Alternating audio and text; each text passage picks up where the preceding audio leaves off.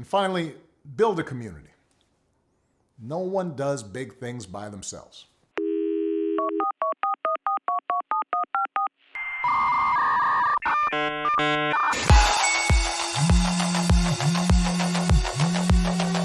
Hi, I'm Alexa. Would you like to air party? Let's use internet like a phone, not like library. Bring people together behind their screens. Let's stop being the center of the circle. Be the circle.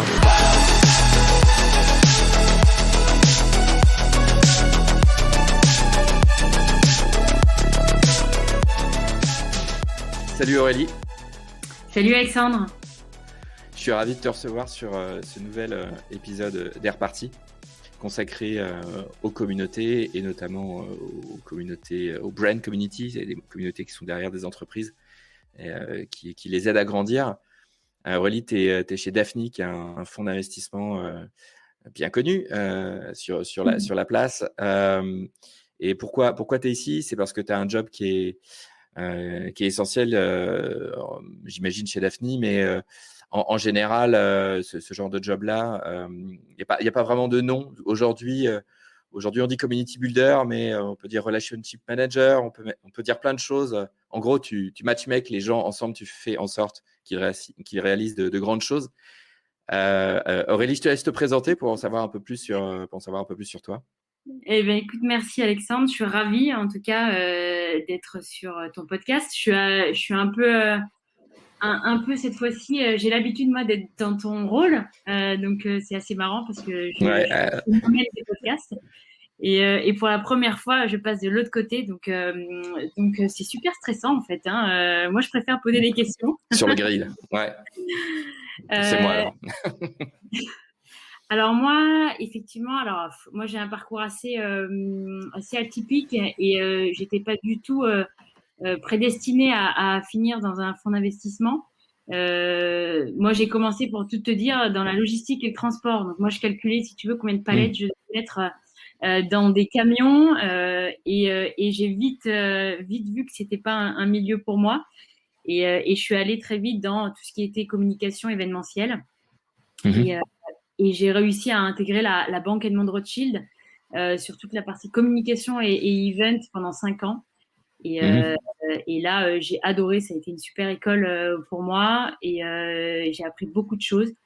Et je suis ensuite partie 3 ans à Hong Kong, besoin un peu de m'évader. Et, Ah euh, ouais. et exactement. Et j'ai adoré aussi cette expérience pour enfin revenir et être enfin dans l'écosystème startup et VC pour travailler pour un réseau d'entrepreneurs que tu connais peut-être qui s'appelle French Founder. Oui, super. Et là, je faisais du matchmaking vraiment. Là, j'étais en charge Entre les... d'animer Ouais. la communauté européenne. Et là, pour le coup, c'est du vrai matchmaking. Tu mets en relation les membres. Et c'est comme ça que j'ai connu les fonds d'investissement. À l'époque, à Hong Kong, je savais même pas ce qu'était une levée de fonds et des startups. On n'en entendait pas beaucoup parler. Enfin, c'était pas du tout mon milieu. Mhm. Et voilà, grâce à French Founder, en contact avec Daphni, qui me dit, bah, nous aussi, on a une communauté de 300 personnes qu'on doit animer. Et du coup, on aimerait bien que tu nous rejoignes. Et voilà, et je suis plongée dans le secteur du venture capital depuis 3 ans maintenant. Et d'après ce que j'ai compris, Daphni a une stratégie communautaire assez importante. Toi, tu orchestres un peu toute cette communauté.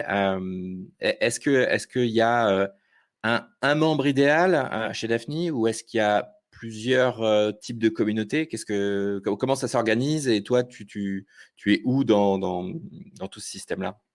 Ouais, en fait, c'est le Daphni s'est fondé sur la base d'une communauté, hein. Ils se sont dit, on connaît pas tout sur tout, on a besoin de s'entourer et d'une Mhm. communauté pour justement nous aider à qualifier tous ces entrepreneurs et tous ces secteurs d'activité. Parfois, voilà, où ils sont plus, les experts sont ailleurs. Et donc, ils se sont entourés comme ça de 300 personnes. Et donc, il faut savoir que les profils de la communauté chez Daphni, donc moi, j'ai hérité d'une très belle communauté qui était déjà là quand je suis arrivée il y a 3 ans, car moi, ma communauté rassemble 3 ou 4 types de profils. Mhm. Moi, j'ai les LP, qui sont les investisseurs qui ont mis de l'argent dans le fonds. Et donc, j'ai des LP individuels, qui sont des gens comme toi et moi et qui ont investi un peu d'argent dans le fond. Et des Mhm. LP corporate, comme des grands groupes, Accor, Arkea, ProBTP, enfin, il y en a beaucoup. Et j'ai des LP institutionnels aussi. Et enfin, j'ai des experts qui, eux, ne sont ni investisseurs, ni fondateurs des boîtes du portefeuille et qui Ouais, ont c'est beaucoup de communautés. donc ça fait 4 communautés ou 5 communautés dans ma communauté. Ah oui, donc Donc tu es plutôt head of ecosystem que... c'est ça. Donc le profil type, si tu veux, moi j'ai une relation particulière et avec chacun des profils. Donc si tu veux, les LP, les investisseurs individuels ne vont pas avoir les mêmes attentes et les mêmes besoins que des LP corporate ou Bah que oui. des experts ou bien que les fondateurs de nos boîtes. Donc il faut arriver à justement d'abord l'exercice, c'est de mapper cette communauté et d'essayer de Ouais, comprendre qui sont tous ces les gens. besoins de chacun, ouais. Et voilà. Donc là, on a fait un gros travail sur ça. Enfin, moi, quand je suis arrivée, et d'essayer de comprendre qui ils étaient. Et d'ailleurs, et puis de les rencontrer pour savoir aussi qu'est-ce qu'ils avaient envie. Tu vois, tu as aussi des gens qui ont investi dans Daphne, mais qui ont pas, veulent juste un retour sur investissement dans 10 ans. Et il n'y a pas beaucoup plus d'envie d'implication, quoi. Donc, il faut arriver à trouver qui sont les membres un peu dormants, qui sont, comme tu dis, les ambassadeurs, sur qui on peut vraiment compter. Mhm. Et ça fait partie un peu du début de l'aventure où quand tu commences à construire ou à animer une communauté, le premier truc, Mhm. c'est de mapper géographiquement, par secteur, par profil. Et puis Et de ensuite, parler aux gens, c'est ce que tu dis, hein, parler aux gens. Ça c'est quelque chose que les, ceux qui gèrent des communautés sur Internet oublient un peu. C'est qu'à un moment donné, faut faire du one-to-one, quoi. Faut bah essayer ouais. de...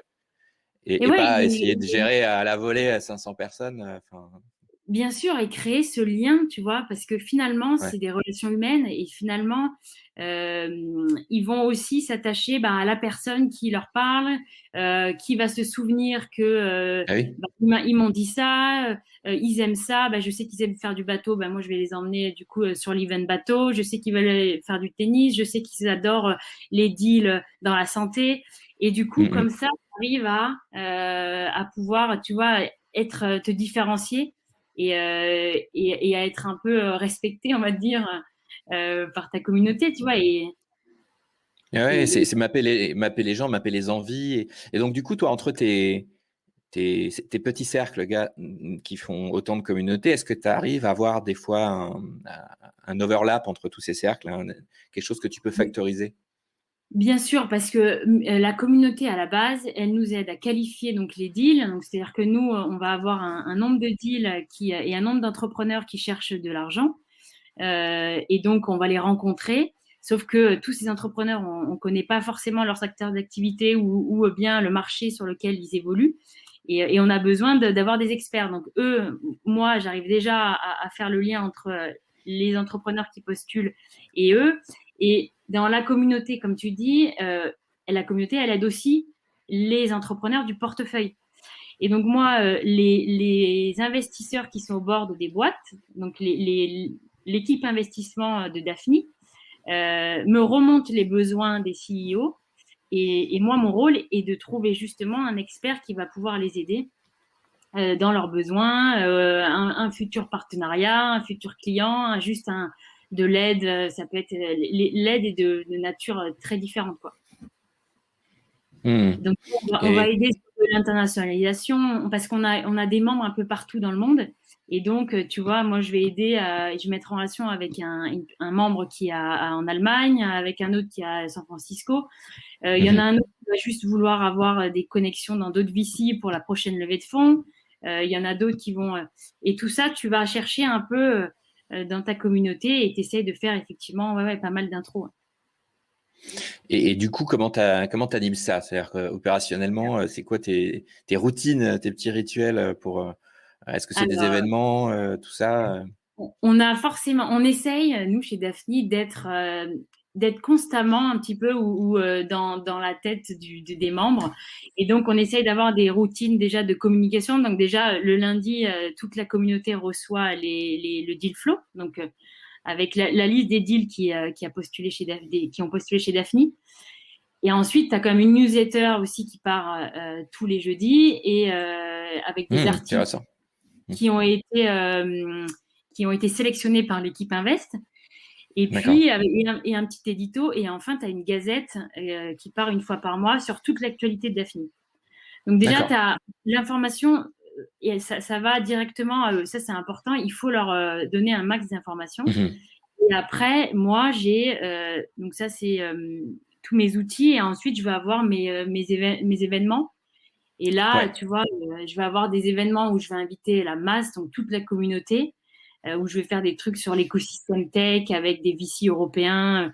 Et je vais mixer un peu tout ça. Ou bien je vais inviter toutes les boîtes du portefeuille ensemble avec la Wow. communauté. Ça doit donner Donc, lieu à des événements très très chouettes. C'est quoi? C'est ben, des ça, énormes événements avant Covid, c'était notre événement phare, qu'on appelle l'événement de la Da Family, et qu'on fait une fois par an, où toutes les boîtes du portefeuille viennent avec toute leur équipe, hein, et ils ont tous D'accord. leur pull ou leur casquette avec le logo, et puis on mélange la communauté avec, et puis voilà, c'est très simple, dans un environnement très sympa à l'extérieur, et puis voilà, tout le monde se rencontre et fait la fête, et c'est Chouette. assez agréable. Et puis, tu vois, le VC Bridge, qui est aussi un event qu'on fait tous les ans. Et là, on est 5 ou 6 VC européens. Et là, chacun invite tous ses entrepreneurs et tout son écosystème. Et on fait ça à Paris. Et on est 500 personnes, tu vois, pour discuter un peu de la tech. On a des thématiques. Et puis, on a toute une journée de conférences sur tout ça. Donc ça, c'est pour la masse. Et puis après, moi, je fais du chirurgical. La dentelle. Bah ouais, mais c'est super important finalement quand tu as 300 personnes. C'est super important d'aller. Moi, je vais faire un petit dîner très quali. Je vais faire une sortie bateau parce qu'on soutient une initiative avec un skipper qui s'appelle Use It Again et qui nous emmène 2 fois par an sur son bateau, sur son trimaran. Et donc, on va emmener une quinzaine d'investisseurs, tu vois, membres de la communauté. Je vais faire plein de choses comme ça. Une course de vélo, pareil, on va partir à 50 de Perpignan à Barcelone. Et là, on va se faire 3 jours de vélo. Et on va faire des webinars, on va faire plein de petits trucs où je vais rassembler une trentaine, 20 parfois, personnes. Et au final, mis bout à bout, et ben, ça fait des events super sympas. Tu arrives à mixer des profils entrepreneuriaux, des profils LP un peu corporate, et ça fait des events super agréables où il y a plein d'échanges riches, quoi. Et en tant que Covid, comment ça se passe? C'est la sortie bateau, elle se transforme en partie de Mario Kart. Non, écoute, on a eu de la chance. Sympa. On a réussi à la faire pendant la période où on a été justement déconfiné. Et où tout le monde, tu vois, a pu, ça a été un peu un échappatoire et les gens ont dit tout de suite oui, on vient. Et après, effectivement, on a dû annuler notre grosse Da Family Party, on a dû annuler notre VC Bridge. Donc, comment on fait? On a lancé notre chaîne de podcast, on a lancé des vidéos, on fait autre chose.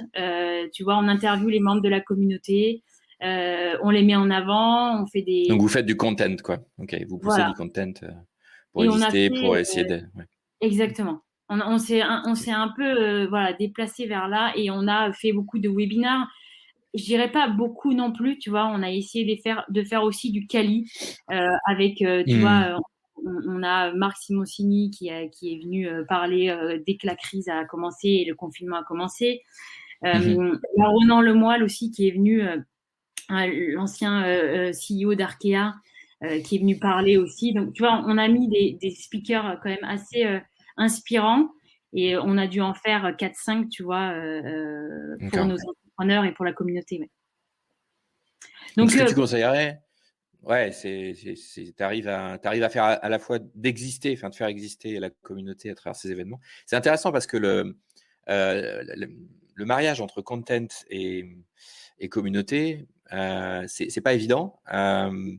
Et en même temps, tu ne peux pas faire vivre une communauté sans pousser un peu de contenu. Je parle sur le digital, parce qu'évidemment, dans le monde réel, j'ai envie de dire, c'est un peu différent. Mais dans l'animation d'une communauté en ligne, le contenu, c'est vraiment important, quoi.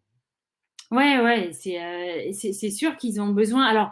Alors nous, les attentes des membres de la communauté, ils sont quand même un peu différents. Il faut savoir que vraiment, nous, moi, je vais dire que j'ai 150 investisseurs individuels. Hein, et c'est énorme. Le premier objectif qu'ils ont, c'est de récupérer un peu d'argent dans 10 ans. Et le deuxième, et bien sûr, l'objectif après, c'est d'aider Daphne à trouver du coup les meilleurs deals et puis à aider les boîtes. Et donc, j'ai pas forcément la même dynamique sur, tu vois, l'animation. Je pense qu'ils ont besoin de beaucoup d'informations sur ce qui se passe chez nous. Et ils ont besoin de savoir qui fait partie aussi de cette communauté. Pour savoir ça, c'est aussi important, tu vois, pour moi, qu'ils sachent.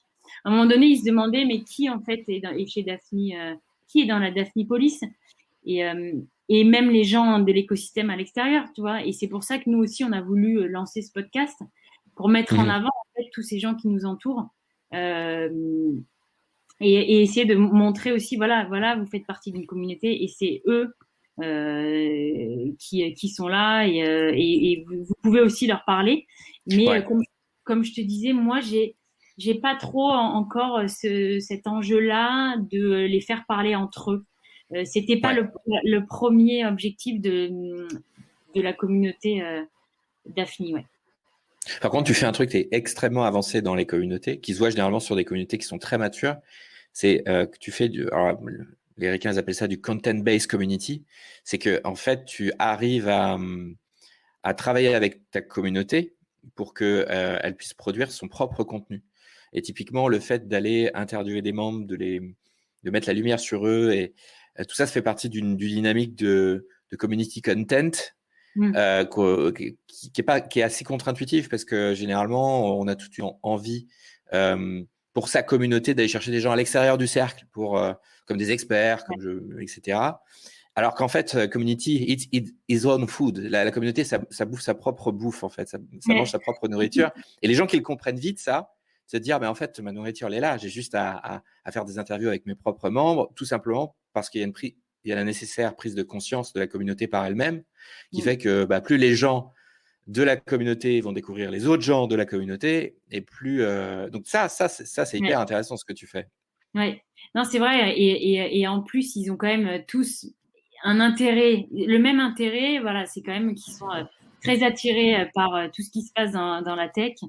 Et donc, quand tu les rassembles et que tu fais un dîner ou que tu les emmènes sur un bateau, il y a quand même un match qui se fait tout de suite. Et ça, c'est génial. Ça, franchement…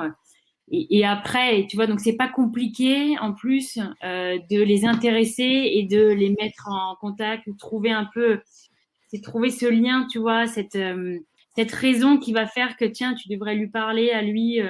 Tu as beaucoup de one-to-one, tu fais beaucoup de one-to-one avec les gens, j'ai l'impression. Ouais. Il y a une grande partie, et moi je vais vous dire, la communauté, je parle aux auditeurs, mais la communauté, elle est animée par moi, comme tu disais, moi je suis chef d'orchestre. Mais elle est aussi animée par toute l'équipe. Moi, aujourd'hui, mes one-to-one, je les fais aussi avec les membres de l'équipe investissement de Daphne. Parce que eux, tu vois, ils ont des infos sur les performances du fonds, sur les dernières news des boîtes dans lesquelles ils sont au board, que moi, j'ai pas. Et ils apportent une valeur ajoutée qui est vraiment géniale. Et je me sers aussi d'eux pour l'animer. Et pour moi, la communauté, et ce qu'on a toujours dit chez Daphne, en tout cas depuis que je suis arrivée, c'est un travail, c'est collectif. Et tout le monde, tu vois, moi j'ai un suivi régulier avec Salesforce. Moi je sais qui c'est qui parle à qui, à quel moment. Tout le monde log ses emails. Donc, la prochaine question, c'est ça. C'est quoi tes outils en fait Ah ben voilà, transition.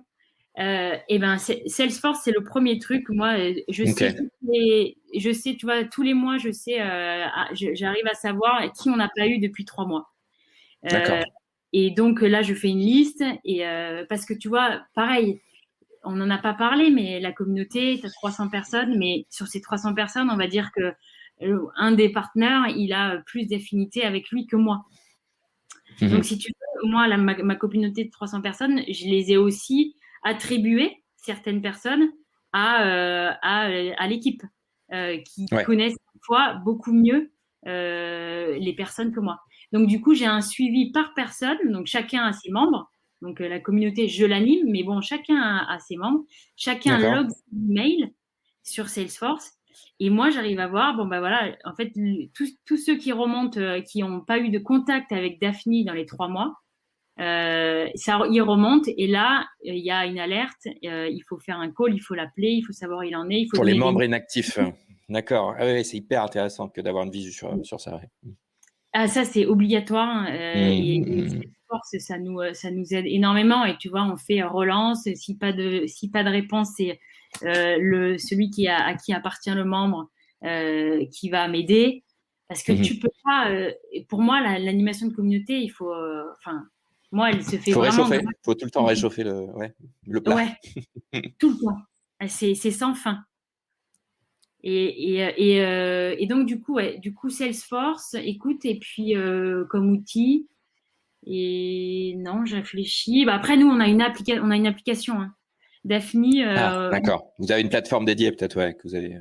voilà, moi j'ai une app, on a une application où tous les membres de la communauté peuvent avoir accès aux entrepreneurs et aux projets qui sont à la recherche de fonds. Et D'accord. donc, moi, ça me donne un cadre à cette application. Ça me permet d'avoir tous mes membres rassemblés sur cette app où ils ont accès au deal flow, ils ont accès aux boîtes du portefeuille, à toutes les dernières news, à toutes les performances, à tous les fonds qu'ils ont investis ou co-investis. Ils ont accès à tout ça, tout dans l'app. Et le reporting financier, tout est dans l'app. Et donc, moi, ça me sert de cadre. Ils ont tous un intérêt commun à aller sur l'app parce qu'il y a toutes les infos sur le fonds et dans lequel ils ont investi. Ouais, c'est hyper intéressant de voir ce genre de plateforme. Parce que ce que j'aime, en ce moment, je regarde de près les logiciels, enfin les plateformes qui ne sont pas dédiées aux communautés, mais qui sont malgré tout utilisées par les communautés. Donc, il y a 5-6 ans, c'était Slack qui était détourné comme ça. Le Slack qui était au départ un outil plutôt pour les équipes et qui est vachement utilisé par les communautés. Mais aujourd'hui, quand on voit des logiciels assez classiques de gestion de projet, tu vois, qui ne sont pas du tout dédiés pour les communautés, mine de rien, ça, par exemple, tu as un Basecamp, tu vois, c'est un outil de gestion de projet. Je vois des communautés qui sont gérées avec Basecamp. Et aujourd'hui, on a tout un tas de logiciels qu'on appelle les community software qui sont en train de naître et qui finalement sont peut-être hors sujet. Parce que qu'est-ce qu'il vaut mieux avoir quand tu es community builder? Une map ultra précise des besoins des uns et des autres, de savoir qui ils sont, quitte à ce que le logiciel soit pas sexy et peut-être un peu moins pas très UX friendly, mais au moins tu as toutes les infos. Et voilà. Ou alors un truc un peu orienté groupe chat, discussion, mais qui au final donne pas aux uns et aux autres où est l'annuaire, qui est dans la communauté, qu'est-ce que lui il fait. Mais C'est vraiment j'imagine intéressant. que toi qui connais et qui a interviewé pas mal de gens, quand tu as une communauté de 1000, 2000, 5000, moi, je sais pas comment ils font. Ou j'imagine que ces outils ils doivent les aider. Mais pour moi, comme tu dis, c'est pas. En tout cas, ça. Ouais, alors c'est plus des communautés à 5000. Enfin, tu vois le truc, c'est que le lien précieux que tu gardes avec les uns et les autres, c'est tant que tu arrives à le faire, c'est ça qui fait la communauté. C'est parce qu'à un moment donné, il y a quelqu'un qui relie les membres. Et ça, tu peux pas le faire à l'échelle. Ou alors, les communautés qui scale, elles ont des antennes, des chapters. Et il y a quelqu'un qui est toujours responsable pour faire le lien entre les gens. Mais de toute façon, c'est beaucoup de soins. avait beaucoup de Ouais, temps. Donc, c'est c'est clair. hyper intéressant Et, de du savoir. coup, tu Ouais. sais un peu, comme tu dis, que c'est pas une communauté. Je prends ma casquette, c'est moi qui reprends le micro. Vas-y. Mais, tu sais un peu dire à quel moment ça s'arrête une communauté, ou alors à combien il faut être de personnes, tu vois, à combien tu estimes qu'une personne peut gérer une communauté pour avoir ce lien. Quand ça s'arrête, ça s'arrête quand il n'y a pas d'alumni, quand il n'y a pas de génération suivante, en fait, généralement. Je pense que le big purpose de toute communauté, c'est de chercher à assurer la génération suivante. Un peu comme les espèces, quoi. L'espèce, Ouais. elle cherche à se reproduire dans le temps. Les communautés, c'est pareil. Non, mais Euh, en termes de nombre, tu vois. et en Je termes de nombre, Tu vois, ça, à quel moment c'est plus, comme tu dis, quand tu es à 1000, 2000, tu n'es plus une communauté parce que tu n'as plus de lien. Mais à partir du moment où tu pètes un câble, c'est-à-dire quand tu es. Ce que je dis souvent, moi, c'est qu'il faut éviter, en tant que community builder, de ne pas être le centre du cercle, mais être le cercle lui-même. Et pourquoi? Parce que si tu es le centre du cercle, en fait, tu es l'objet de toutes les attentions. Donc, quand il y a un problème, c'est toi qu'on va voir. Quand ça va bien, c'est aussi toi qu'on va voir, mais peut-être un peu moins aussi. Alors que chercher à être le cercle, c'est-à-dire définir des routines où les gens vont se rencontrer malgré toi, où les questions vont se poser sans toi, c'est ça qui fait que les communautés, elles scale à un moment donné. ouais, bien sûr. Et je pense qu'à un moment donné, il y a des gens qui sont capables de faire du one-to-one ou de faire des choses sur des dizaines de personnes. Voilà. Mais honnêtement, je pense qu'au-delà de 100 personnes, tu vois, 150, c'est difficile après de tenir. Ouais, c'est difficile et c'est là où il faut imaginer de donner le relais, le bâton à tes ambassadeurs. C'est sur ces choses-là. Ça dépend Ouais. vraiment. Ça dépend vraiment Ouais. de ce qu'on est Ouais, capable de où jusqu'où on peut s'épuiser, quoi. C'est ouais, aussi c'est ça. ça. Hein. Carrément, parce que ça peut être épuisant, ouais, d'animer, c'est sûr. Non, Je sais plus mais qu'est-ce qu'il disait que le but du community builder, c'est de trouver ses jumeaux en fait dans la communauté pour qu'il y ait du ouais, relais. Et finalement, le but des alumni dans les grandes écoles, c'est un peu ça. Hein, ouais, c'est vrai. Ouais, l'école, elle peut s'appuyer sur leurs anciens élèves, tout ça. On pourra en ouais, parler pendant des heures. ouais. Mais écoute, vraiment, merci beaucoup Orly, parce que moi, les communautés dans les fonds, je les connaissais pas beaucoup. Et Ouais, pourtant, d'après ce que j'en comprends, c'est quand même un peu la pierre angulaire, quoi, le réseau, le network dans un fonds. Donc, j'y complètement. vois un peu plus clair. Je pense que tout fond a son réseau et c'est Hmm. pour ça d'ailleurs, tu vois que c'est pour ça qu'ils arrivent à faire des super deals ou qu'ils arrivent à comprendre plus des marchés ou et challenger un peu les entrepreneurs parce qu'ils ont un réseau qui les aide. Mais je pense qu'on est un peu les seuls à avoir structuré, cadré et rassemblé en fait ces 300 personnes et vraiment de manière un peu voilà structurée. Et Donc vous c'est allez vrai. où maintenant en 2021 comme ça, On va avec où? votre commu? Ouais, Ah, alors moi, elle est pas, je vise pas plus haut non plus parce que moi, elle grandit dès qu'on a un nouveau fonds. Moi, j'ai des nouveaux investisseurs. d'accord. Et donc, ma communauté grandit. Donc là, nous, on a levé un nouveau fonds qui s'appelle Yellow. Le premier s'appelait Purple. Mhm. Nous, plutôt que les appeler fonds 1, fonds 2, fonds 3, on les a appelés par des couleurs. Et donc, Yellow on a closé donc le premier closing en septembre. Et donc, moi, j'ai eu un certain nombre d'investisseurs qui ont mis de l'argent dans Yellow, qui viennent s'ajouter à la communauté.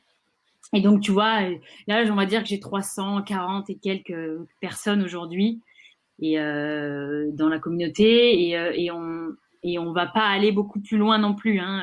On Ouais, va, vous allez faire plutôt de ouais, l'engagement maintenant. exactement. On aura des nouveaux investisseurs parce que le fonds n'est pas terminé. Le dernier closing se fera en juillet. Donc en tout cas, j'aurai encore des nouveaux investisseurs d'ici juillet, mais tu vois, c'est pas énorme. Voilà, c'est Euh, une quinzaine, vingtaine. Donc, c'est rien. hmm, Je crois que j'ai pas d'un coup 150 personnes qui arrivent. ouais. Et ça, c'est à l'international? Vous êtes dans le monde Oui. entier? Enfin, il y a des... J'ai des gens, moi, vraiment partout, en Asie. Et c'est ça qui est génial, parce que même si c'est eux, pareil, qui vont, même ils vont pas répondre aux besoins de l'autre membre ou de l'entrepreneur, ils vont nous donner leur réseau, parce que ça fait 10 ans, 15 ans qu'ils sont là-bas. Et donc, moi, entre les US, l'Asie, l'Europe, il y en a un peu partout. Et c'est ça qui est génial chez Daphni, c'est qu'on peut aller, on peut aller taper partout. Et pour nos boîtes qui scale là, comme Swile et Back Market, qui vont à l'international, on peut aussi leur apporter tout ce réseau international. Donc, c'est génial. Et sur les langues, comment ça se passe dans ce réseau-là? C'est pas parce que ça, c'est le problème de toutes les communautés globales un peu. Non, principalement, il y a quand même pas mal de francophones. Okay. Après, nous, on fait toutes nos communications en anglais. Okay. Alors, le podcast a été lancé en français, parce que c'est quand même plus simple et voilà. Et puis ça s'adresse à l'écosystème francophone. Mais principalement, on parle toujours en anglais. Et puis tout est fait en anglais. Donc nous, sur l'application, on parle en anglais. Ouais, donc ça c'est réglé, quoi. Et puis moi, je sais qui sont les anglophones, et puis tout le monde parle anglais aussi. Donc quand il y a besoin, voilà. Ok, bon, formidable.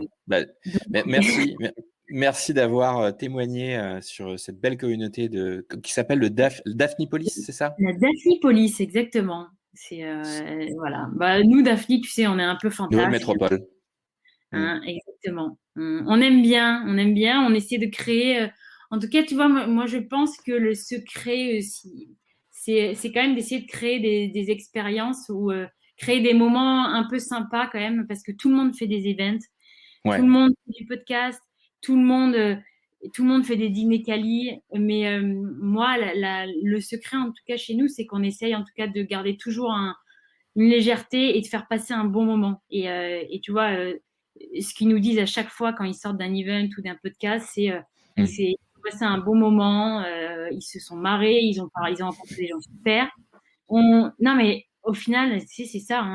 Mais c'est le plus important. De leur quotidien, il faut arriver à trouver et leur faire passer des bons moments. Il faut créer des expériences et créer des moments et des souvenirs.